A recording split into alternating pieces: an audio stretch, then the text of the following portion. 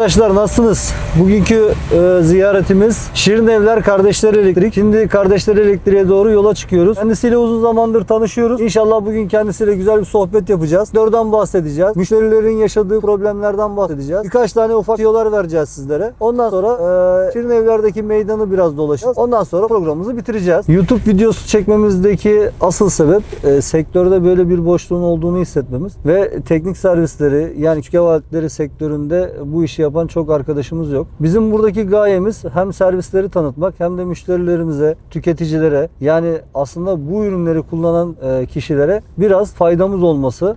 Bununla ilgili de servislerimizle görüşüp ufak tüyolar alacağız. Birçok ilde ziyaretler yapacağız. Aynı zamanda o ilin güzelliklerini onlarla ilgili bilgiler vereceğiz. Atıyorum Gaziantep'e gideceğiz, kebap yiyeceğiz. Bursa'ya gideceğiz, kebap yiyeceğiz. Trabzon'a gideceğiz, kuymak yiyeceğiz. Bu şekilde bir video olacak. Bu sayfamıza abone olup bizi takip ederseniz bu tür haberlerden siz de bilgilenirsiniz. Sizin için de faydalı olacağını düşünüyorum. Ragıp abi sağ olsun bizi kabul etti. Kendisi de bu konuyla ilgili bize güzel bilgiler vereceğine inanıyorum. Hem Kardeşler Elektriği de sektörde uzun zamandır bulunan birisi kendisi. Kendisi de bizle beraber bu söyleşiye, bu röportaja katılacak. Onun için çok memnunuz. İlk videomuzu kendisiyle yapacağız. Kardeşler Elektriğe şimdi giriş yapıyoruz. Ragıp abinin yanına. Selamünaleyküm. Aleykümselam, hoş geldiniz. Merhaba, Ragıp abi içeride mi? Buyurun, içeride. Teşekkür ederiz. Merhabalar, kolay gelsin. Halis ben. Merhaba kardeşim.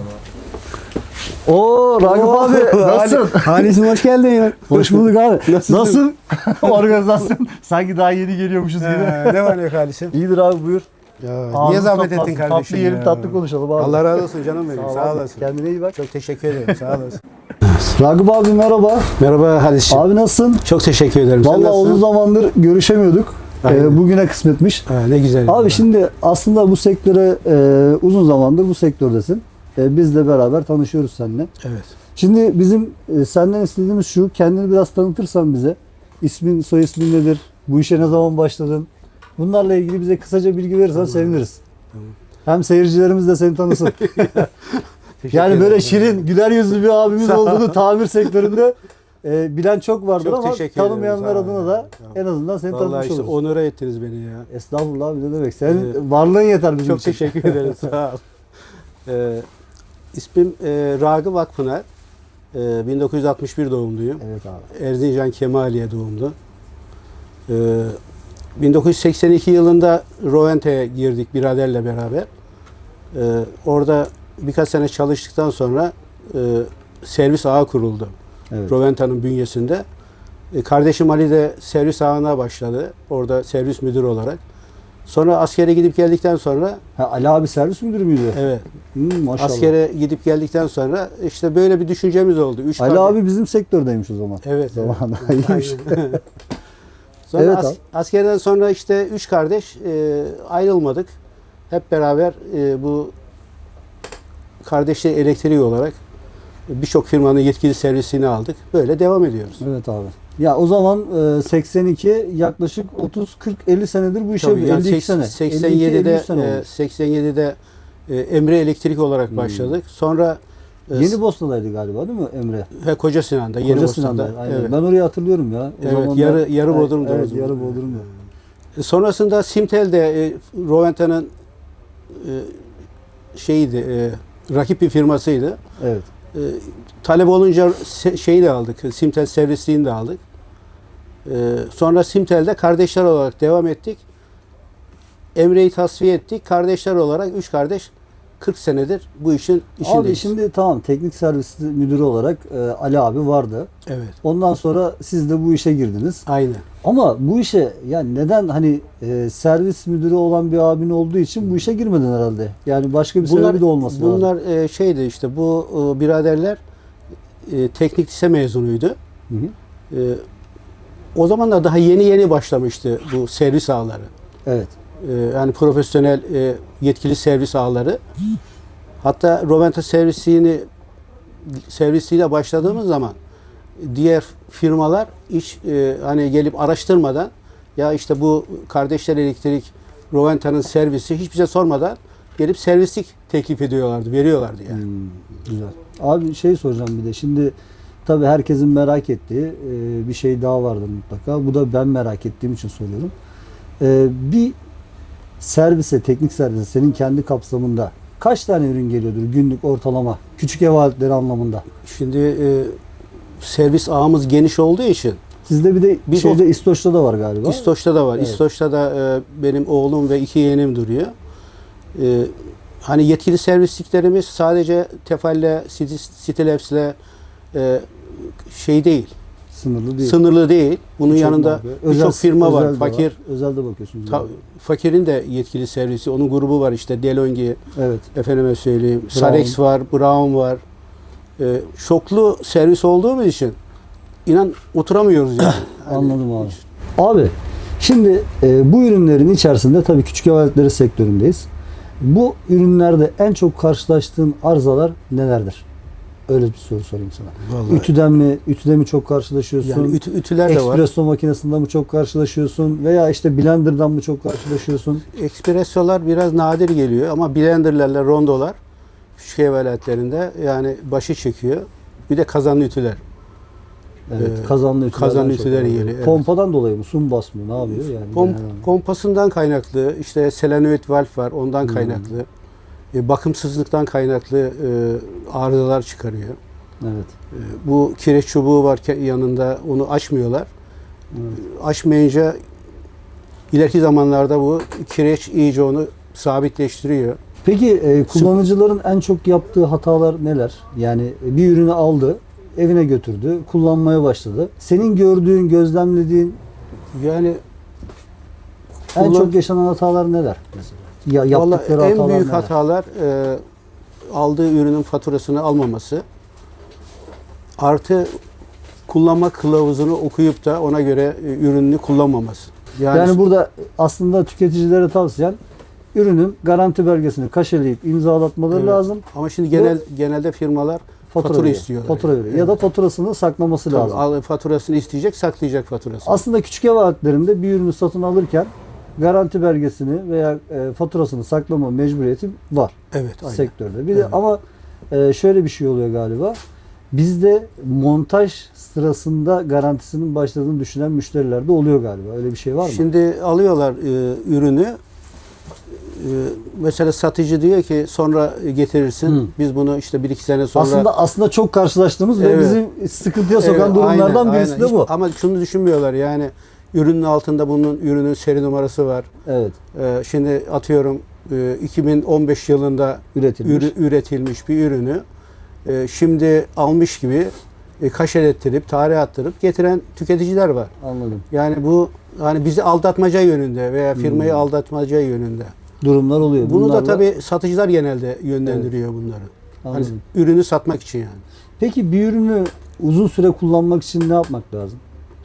Yani mesela işte suyuna mı dikkat etmek lazım? Mesela ütüye suyu koyarken saf su mu koymak Ya lazım? şimdi bir ürünü uzun süreli kullanması için bir kere önce kullanma kılavuzunu okuyup ona göre hareket etmesi lazım. Şimdi kullanma kılavuzunu okumuyor. Hani bizler dahi bazı aldığımız ürünlerde biz bile hani bilerek hareket ediyoruz. Okumuyoruz. Belki o bizim hani özgüvenden dolayı ama bir de hani periyodik bakım yapmıyorlar. Yani atıyorum bir ürünü alıyorlar 2 sene 3 sene garantili bozulmadan servise getirmiyorlar. Mesela ürünün garanti sürecinde bozulmasa bile Evet. ürünü getirse bir bakım yaptırmak istiyorum dese en azından biz o gelecekte olan arızayı tespit eder. Ona göre müdahale ederiz. Ürün daha uzun ömürlü olur. Yani Ya bir bakımı en periyodik azından bakımlarını bakımını yaptırmaları yaparız. lazım. Yani periyodik bir bakım olması lazım. Hem servis dahilinde hem de Yani bu tüketicinin ürün kendisi yapması lazım. çalışıyor da olsa ara sıra servise götürüp Bence ya de. bununla bir bakımını Evet, yaptırın. evet, İşte bu evet. neden çalışmıyor gibi aynen. bir durum var. Ama herhalde küçük ev aletlerinde bunu çok yapan bir müşteri Bunu yok. çok Ama yapan- yapılması lazım. Muhakkak tabii yapılsa daha sağlıklı olur yani. Peki tüketiciler servise gelirken ne yapmaları lazım? Yani atıyorum garanti belgelerini ve faturalarını getirmeleri gerektiğini Evet. söylemiştik. Evet. Diyelim ki ücretli ürün yaptıracak. İşte kutusuyla mı gelmesi lazım? Bütün parçalarıyla beraber mi gelmesi lazım? Nasıl bir yol izlemesi Kutuya lazım? gerek yok da yani bütün parçalarıyla gelmesi daha sağlıklı. Çünkü Bilmiyorum. herhangi bir ürünü yani blenderdan bahsedelim mesela. Evet. blender çoklu aparatlardan kaynaklı. Birçok aparat motoru bozmuş olabilir. Veya dişliği sıyırmış olabilir. Veya aparattaki dişliği bozulmuş olabilir. Rondoda da keza öyle. Bir de gene üstüne basarak söylüyorum. Hani kullanma kılavuzunda blenderlarda mesela 20-30 saniye kullanılırken ürünü yani yaptığı malzemeyi hazır hale getirir. Ama tüketici öyle düşünmüyor. İşte 2 dakika, 3 dakika çalıştırırsa uzun süre basılı olunca Dişliler plastik olduğu için dişi de eriyorlar. sıyırıyor. Evet. Motor da aşırı ısınıyor ve Yani uzun süre basılı yanıyor tutmaması yani ondan lazım sonra ve motor. o dişliği ısıtmaması lazım. Değil mi? evet, Doğru mu dişliği de söylüyorum? motoru da. Yani motor da Aynen, motorun motorun da etrafında zaten şey yok yani blenderlarda. Hani koruyucu bir şey yok. Evet. Çok fazla ısınınca hem dıştaki bakalit eriyor hem de motor yanmış oluyor. Ragıp abi, şimdi yedek parçaların arasında en çok böyle giden yedek parça hangisi? Ya diyebilir misin? Ya ben bu parçayı gerçekten çok satıyorum. Müşterinin de bu parçası çok arızalanıyor dediğin bir yedek parça var mı? Yedek parça işte blenderların dişlisi, Dişlisi. çıkış Şu dişlisi. galiba değil mi? Ben görebilir miyim? Şu mu? Evet, şurada. Bunlarda 2 boy var. Bir tanesi ufak olan, Şu dişli. bir tanesi de böyle uzun olan. Bunun yanında bir de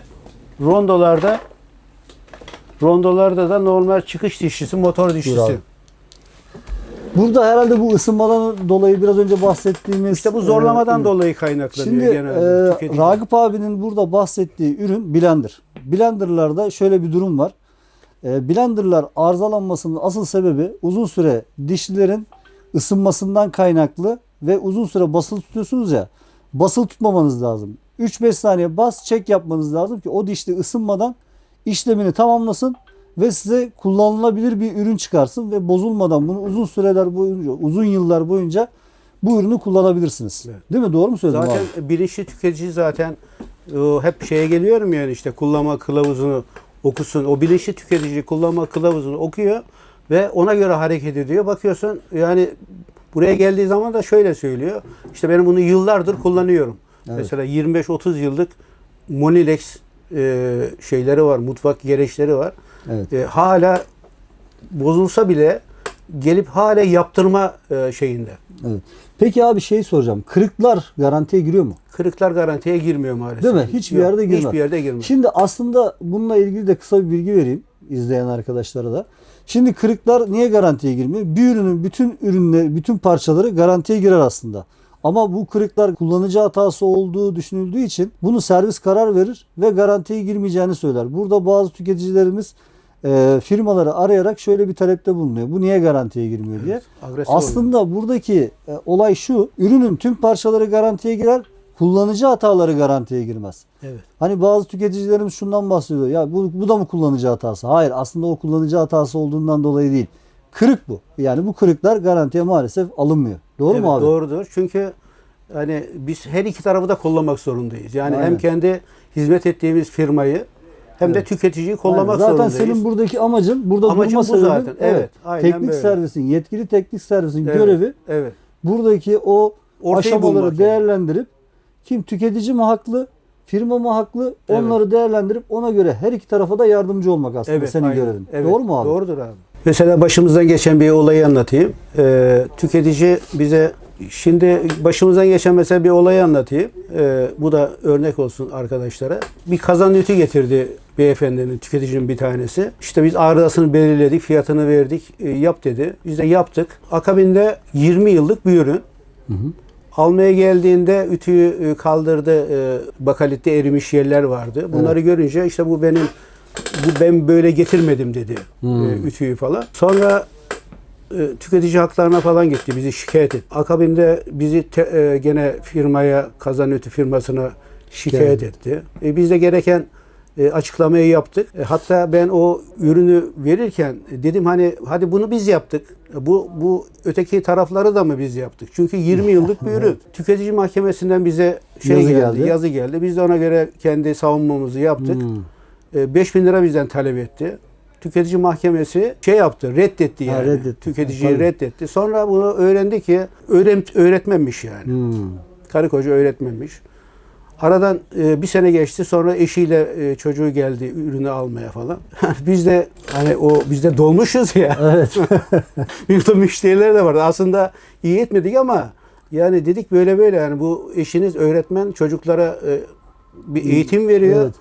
Kendisini ikaz edin. Hani böyle bir yola girmeyin yani. Bak şimdi biz tabii yılların verdiği tecrübeyle diyelim. Yani kendimizi ön plana çıkarmayalım da. Estağfurullah öyle ama abi. Tüketici Sen gerçekten bu işin duayenisi Allah yani. razı olsun ya. Sağ ol. Gerçekten sana saygı Çok duyuyorum. teşekkür ederim. Ben de sana saygı Gerçekten duyuyorum. bu işin duayenisin. Allah Çok razı da olsun. eskisin Sağ ol yani. güzelim benim ya. İlk videomuzu da seninle yapmak istedik bu yüzden. Çok teşekkür ederim. Sağ ol. Ya. Bizi Onur kabul ettin ettiğin beni için, ya. bizi kabul ettiğin için teşekkür ederim Biz abi. teşekkür ederiz ya. Şimdi öyle tüketiciler geliyor ki yani böyle zaten yüzünden anlıyorsun böyle. Hani hiçbir zararsız, nur yüzlü, Evet. kadın olsun, erkek olsun. Bakıyorsun şimdi mazlum da görüyorsun halini, vaklini. Biz ürünü alıyoruz burada, tamir ediyoruz. Veriyoruz. Herhangi bir ücret de talep etmiyoruz. Sonra kadın olsun, erkek olsun ağzından şu kelime çıkıyor. Yani ustam eline sağlık. Allah sizden razı olsun. Gidene kadar da dua ediyor yani. Evet. Bu bizce paradan daha önemli şeyler. Evet. Yani duanın ne kadar büyük bir güç olduğunu ondan sonra biz anlıyoruz. Aslında esnaf olmanın gerekliliği bunlar biliyor musun? Bence yani. Evet. Çünkü biz artık esnaf olarak Türkiye'de bazı şeyleri kaybetmişiz. Maalesef Değerlerimizi öyle. kaybettik. Bunlardan birisi de aslında bu sizin yaptığınız yargı. Ne biliyor musun abi? Yani biz geldim ya ben kendimi mutlu hissediyorum. Bu işi yaptım. Parası benim için önemli değil. Benim için önemli olan mutlu olmak, Evet, o esnaflığımı göstermek, burada bilinirliğimi arttırmak, insanların benim hakkımdaki fikirlerini olumlu yönde düzeltmek. Evet. Bunlar aslında önemli olanlar. Evet. Aslında esnaf olmanın gerekliliği de bu. Yani müşteriye iyi davranmak, Gerçekten öyle müşteriyi ya. gerçekten elinde tutabilmek. Evet. Bu zaten sizi uzun süreler boyunca götüren Zaten işlerden şöyle oldu birisi. Halit'ciğim. Yani biz kardeşler olarak 3 kardeş hepimizin zaten müşteriye tavrı hep iyi niyetli. Evet. Çünkü tüketici ürünü bozuk, zaten morali bozuk. Evet. Yani Gazının alınması lazım yani. onun gazının alınması lazım yani. Bizim güler yüzlülüğümüz, onu karşılama şeklimiz falan gayet iyi olması lazım ki onu bir defa gazını alalım. Onu bir Evet. defa dinliyoruz. Aynen öyle. İşte ufak gülücüklerle, Tabii. söyleyeyim, güzel tatlı sözlerle rahat olun. Burada- Bazen mesela öyle tüketiciler geliyor ki biz ürünü buraya alıyoruz. Müşteri hizmetlerinde benim söyleyeceğim bir şey var burada abi. Şimdi müşteri hizmetlerinin bu gaz alma konusunda çok dikkat etmeleri gerektiğini düşünüyorum. Çünkü insanlar sizi aradıkları zaman gayet sinirli bir şekilde arıyorlar. Çünkü neden? Aslında senin ürününü gidip raftan beğenip almışlar. Seni tercih etmişler. Senin markanı tercih etmişler. Senin burada yapman gereken tek şey müşteriye iyi konuşmak. Müşteriye diyeceksin ki merhabalar, hoş geldiniz. Bizi tercih ettiğiniz için teşekkür ederiz. Yaşadığınız problemden dolayı özür dileriz. Bunların hepsini yapabilmek aslında müşteri hizmetlerinin bir doğası. Bunları yaptıktan sonra ondan sonra konuya geçeceksin. Ondan sonra diyeceksin ki merhabalar efendim size nasıl yardımcı olabiliriz? Ondan sonra konuya geçmek ve gazını aldıktan sonra işleme başlamak en doğrusu. Öyle değil mi abi? Evet. Onu zaten gazını almazsan abi şey oluyor. Bu sefer müşteri Sohbet yürümüyor. bizim yanımızda müşteri hizmetlerini arıyor. Karşıdaki de bir bayan veya erkek hiç ağza alınmayacak kelimeler ediyor müşteri hizmetlerindeki o elemanlara. Bu sefer biz devreye giriyoruz. Bu senin karşındaki kızın olsa, oğlun olsa Aynen öyle abi. aynı şeyleri söyleyebilir misin diyoruz. Bu sefer geri plana atıyor kendisini. Doğru abi. Evet. Abi şimdi Şirin Evler'de bizim bilmediğimiz tarihi bir yer var mı? Hiç araştırdım yani uzun zamandır Yani Şirin şimdi Evler'de. Şirin Evler'de tabii Şirin Evler Bahçelievler ilçesine dahil bir mahalle diyelim. Burada Çobançeşme Köprüsü var. Bizans zamanından kalma. Ha, Bizans zamanından mı Tabii kalmış? Bizans zamanından kalma. Bu E5 üzerinde o köprünün yanından vermişler E5'i ama O duruyor şeyle ortada. bağlantılı. O duruyor, kenarda duruyor. Havaalanı yoluyla E5 kenarında kalmış bir. Mesela sağmacılar var İstanbul'da. Sağmacılar hep ineklerin böyle şeylerin yani hayvancılığın yapıldığı Evet. bir yermiş mesela önceden. Şimdi oralar tabii tarih oldu. Geçti gitti. Şimdi buranın öyle bir tarihi var mı? Yani Şirin Evler önceden Bu neymiş? Şirin Evler'de Şirin burada- Evler adında- Şirin Evler'in Şirin bir yermiş. Yani Şirinler burada. aslında Şirin Evler'in kötü bir mazisi var. Ha. 1970'li yıllarda. Yani şehirden uzak olduğu için Evet. bu E5 karayolu zaten bir gidiş bir gelişmiş Trakya'ya. Bu Şirin Evler'in bu adı kötü anlamda. Kötü alınmış. Maalesef kötü Ekranda anlamda. söylemeyecek kadar kötü diyorsun. Ekranda söylemeyecek kadar kötü. Köy gibi diyelim. Anladım. Yani affedersin barların, gazinoların olduğu bir muhitmiş. Biz bu tarafa geldiğimizde yani 81 yılında geldik muhite. O senin dediğin gibi sağmacılar gibi buralarda inekler, efendim Hayvancılık. söyleyeyim, hayvancılık falan vardı yani. Peki abi bu trafik falan çok zorluyor mu seni? Burası işte burada en büyük problem trafik. Yani buraya Ben bildiğim park burası sorunu biraz abi. keşmekeş Burası abi. keşmekeş. Aynen öyle. Var ya ben buraya her girdiğimde bir stres oluyorum.